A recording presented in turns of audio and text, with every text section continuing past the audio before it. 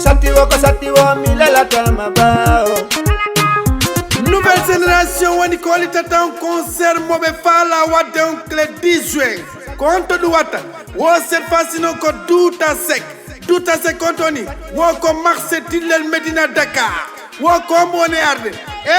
wo ko satio mi lele tama bawo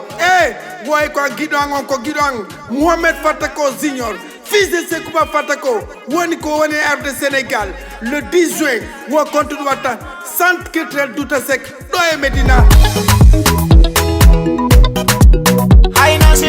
wo suka be fo noronda teddungal association jiring teddungal nyamakala be beng teddungal ressortissant guinéen teddungal sénégalais be beng teddungal africain be beng wo kondetuma ko samedi 10 juin 2023 centre culturel Douta Seck enenge Mohamed Fatako pour non ko teddungal artiste be ben fop nyamakala be ben fop DJ be ben fop guinéen be ben fop sénégalais be ben fop africain be ben fop samedi 10 juin nouvelle génération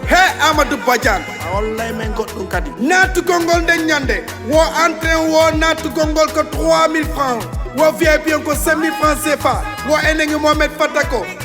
wono numéro téléphone sa fala mardi samedi 10 juin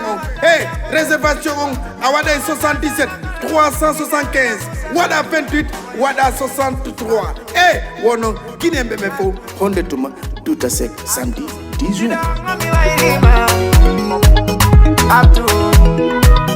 Atu